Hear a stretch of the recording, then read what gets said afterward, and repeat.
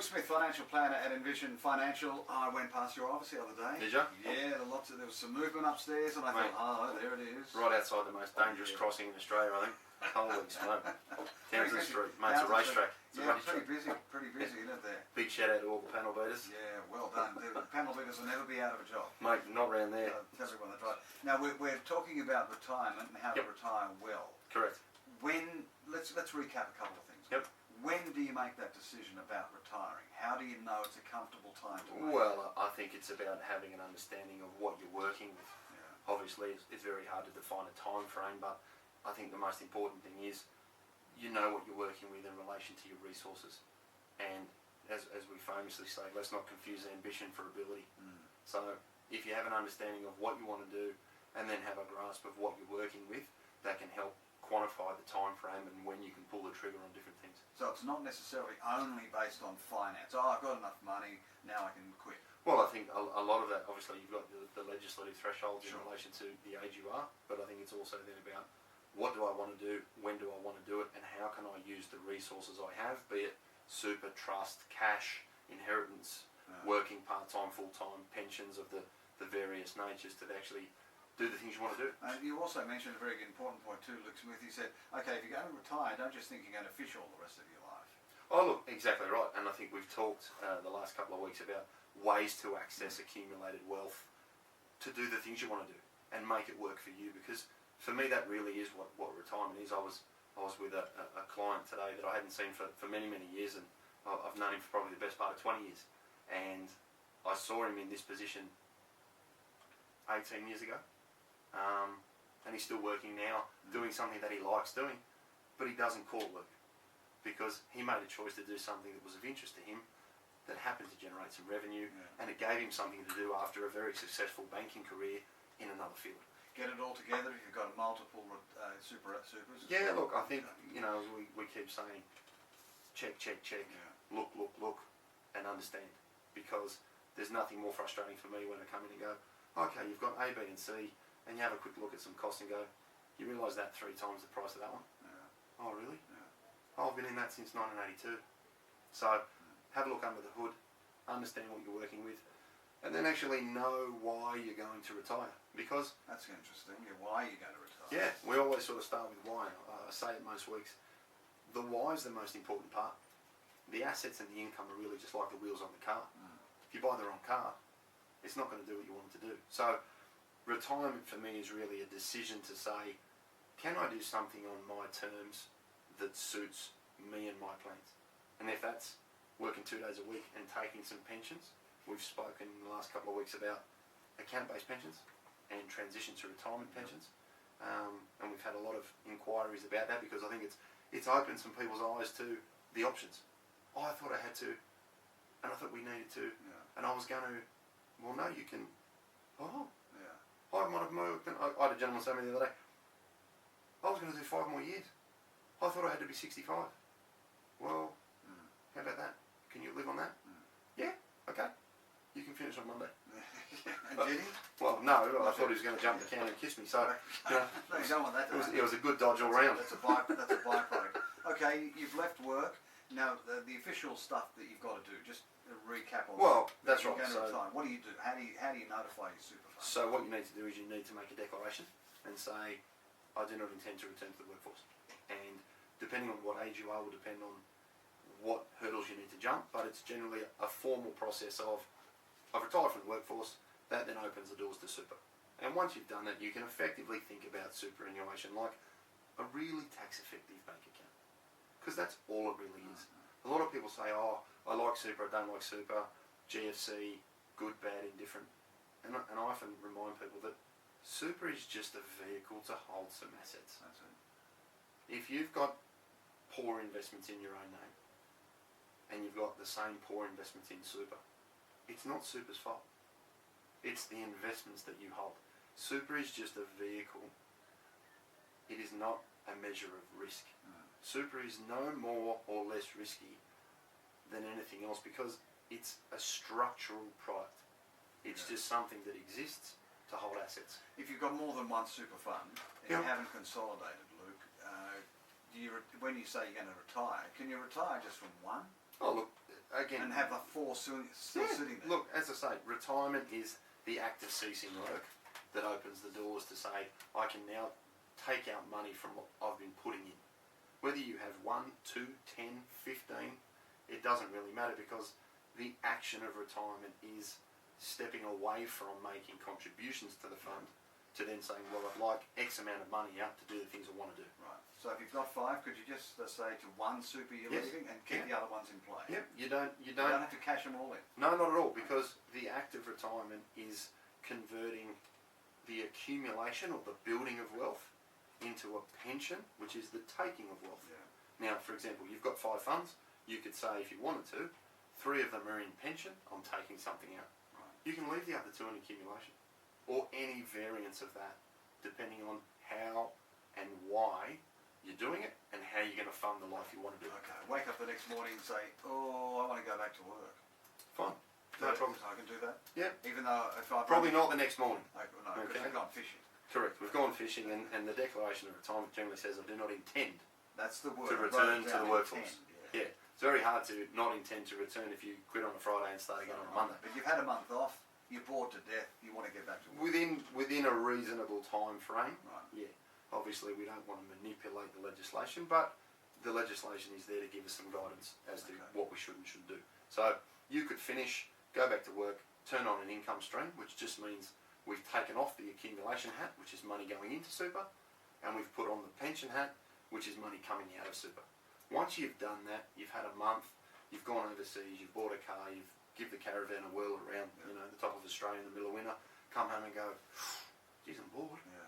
You That don't know anybody. happens, Luke. If I had $1 for every time Yeah. someone's come back into my office within 18 months and said, you don't know anybody that wants someone like 3 days a week there. Yeah. Because it's not all cupcakes and rainbows. Retirement doesn't mean you go somewhere, open a door, go up a flight of stairs, and you walk into Retirementville, Yeah, and it's woo, hang on, everything's changed. As someone said to me last week, the only upside of that was I didn't have to iron 5 shirts. Yeah. So what should you consider? You go Well, back to work. I think if you've decided that you're going to go back to work, have a clear understanding of your time frame. Okay, I see a lot of people race back into the workforce and potentially the department that they've spent 25 years trying to get out of, Yeah. primarily driven by boredom. As we say, you can't play golf 5 days a week, as much as I'd love to give it a crack. So understand your time frame and understand what you're going to do. But more importantly, understand why you're going back. Because a lot of people say, well, I'm bored, I'll just go back. Or I've got no one to play with, because you may have retired, but all your friends are still working. So in effect, you're the kid home sick from school, and mum says, sure, stay home, don't work. By about lunchtime, you go, oh, I'm just going to go up the street and play with Billy. Oh, Billy's at school. Oh, I'm going to go and visit Karen down the road. Oh, she's at school. And that's the same analogy that applies to people who've retired in some situations. Good point. So understand why, understand what you're going to do, manage your time frame, don't overcommit. I see a lot of people jump back and say, all right, I'll take a year's contract, and then 3, 4, 5 months in go, oh, please get me out of here, it's not what I need. They should do what your old mate did, Luke Smith, and that was to say, I'm finally doing something now at work that doesn't feel like work. Yeah, So maybe it was exactly. something that you wanted to do at work that you can now take. Yeah. Now, what happens to that super that you've torn up virtually? Well, nothing, because all you're saying, as we've discussed in the last 2 weeks, is you've commenced an income stream Yeah. that if you're working 3 days, you can top up your income with 2 days of pension. Now, there are, as we've discussed, there are certain minimum and maximums you need to play with, but how and when you fund yourself really is a combination of understanding why you're doing it. If you're just bored and you want something to do, then look at work as a way to fund next year's holiday. Look at it as a way to pay for a new car. There's always an outcome that you could be working towards when you're sitting in the office going, hang on, I got away from this, and I'll voluntarily jump back into the fire. Now, if you feel like that, you probably shouldn't be back working. Well, if you're going back to work, you're going to get another super fund, don't you? Well, exactly right. So then you've got to have a think about, well, where am I going to get money paid? Cash flow. Do I receive it as wages? Do I salary sacrifice? Do I make a personal deductible contribution? Do I get employed over the middle of the year so you can take advantage of 2 financial years to mitigate potential income tax? So if you've got a $100,000 contract and you work July to June, everything's taxable in that year. If you worked, May onwards or January onwards, you've got 6 months in 1 year, 6 months in another year. Yeah. That could have taxation benefits. So understand why you're going back, and then think about the implications for your situation.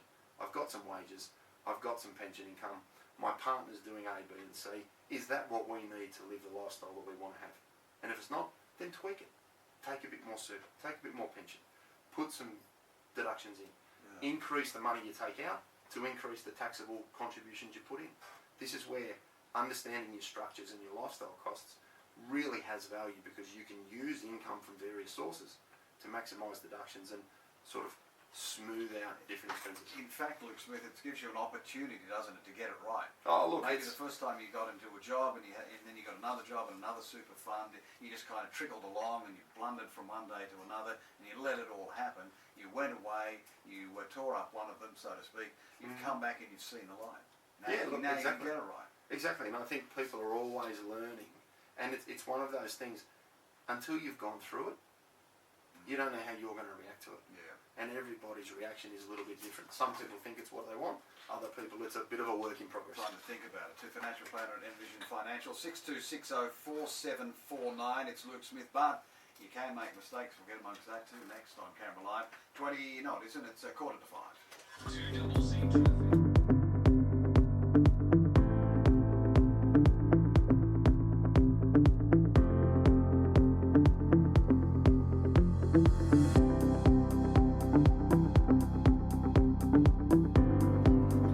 And at 10:25, Financial Planner at Envision Financial, down the end of Townsend Street, 62604749. Luke Smith, envisionfinancial.com.au. Okay, you come back to work.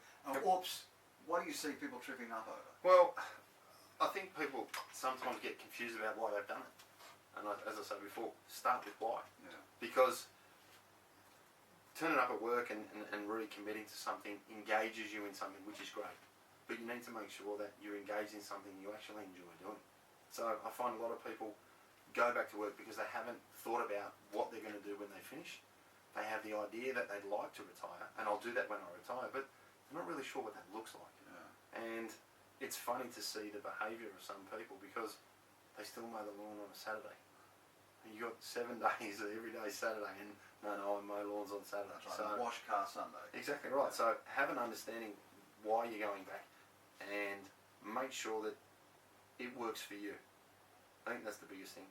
Don't underestimate the power of the decision you make. Yeah. Because if you're generating additional revenue for yourself, your partner, your family, whatever you're doing, why are you doing it? Because if there's one thing I've learned after the years of doing this, enough's never enough. But you also can't take it with you. So I think it's important people have a good understanding of the balance. Do some work. I think it's great. It keeps you engaged mentally, physically, socially. It is really, really good to be part of something, because you've probably spent 30, 40 years being part of something. That's right. And you can very easily isolate yourself by taking yourself out of the workforce, because you just think you have this idea that retirement will be something that it may or may not be.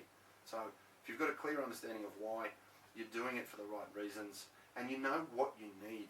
Okay, so when I mean know what you need, have an understanding of what it costs to live. A lot of people have an idea, and a lot of people have no idea. Where I have a conversation regularly with people saying, well, what does it cost to live? I don't know. What do you want? What do you want? Yeah. I think there's a very big disconnection between what you live on generating a wage and what asset base you will need to generate that wage. I think there's a huge disparity in understanding there. And when people find that out, they go, oh, I thought, and so if you understand what you need, that can then help you make really, really good, strong decisions in relation to a full-time contract, a part-time contract.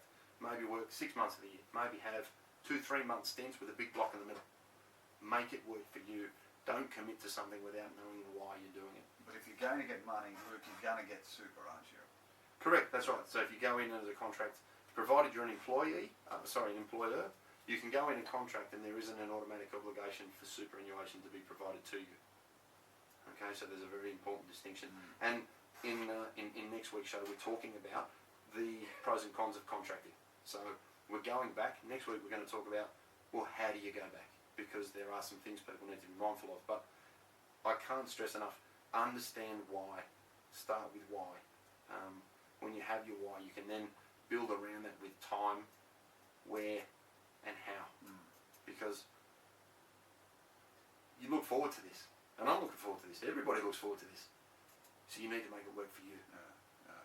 Really think about it. Put your ducks in line. Yeah, look under the hood and have a chat to some of your friends. That's it. Because everybody has experiences, good, bad, indifferent. How did you handle going back to Correct. How did you feel handle about this? retirement? What did you Exactly. do? What did you do? Exactly. But this gives you an opportunity, doesn't it? Oh, look, when you go back to work after retirement, Luke Smith, it's kind of like a new thing, isn't it? It's a new slate. It's Look, all clean. I think it's really something that go back and do something that you want to do. Yeah. Find something that you want to be part of, that you have an interest in or a Yeah. specialisation in. I find a lot of people do what they've always done, but they do it on terms that they can control. If you don't want to work for Billy, don't work for Billy. Go and work for Sharon. If you don't want to work in that department, work for that. If you want to be private, don't go. Or take a chance and do something different that you've always wanted to do, but you've been locked away in a room for the last 40 years. And go and contract somewhere. You don't have to necessarily be an employee. So I think you really need to understand where your money's coming from, how working is helping you, how you can maximise the tax benefits for you and your partner and your family unit, because tax-free money out of one structure could be a tax deduction in another. Yeah. So that's really powerful. And make sure you review what you're doing and how you're funding your lifestyle regularly, because you may need an ad hoc pension payment once, twice, 3 times a year to just buffer around the parts of the year you're not working. I think the biggest misconception we have when it comes to funding retirement is people think pension, they think fortnightly, when in actual fact it could be fortnightly, weekly, monthly, quarterly, annually, and anywhere in between. So if you're working in blocks, or you've got part of your wages going to super, or you're paying off a house or paying for the kids' school fees and you're pulling money out of the super fund to cover those sorts of expenses, think about where you draw money from to maximise your flexibility and also your tax efficiency. This is your chance. Second bite of the Well, apple. Isn't it? and I think it's always a work in progress.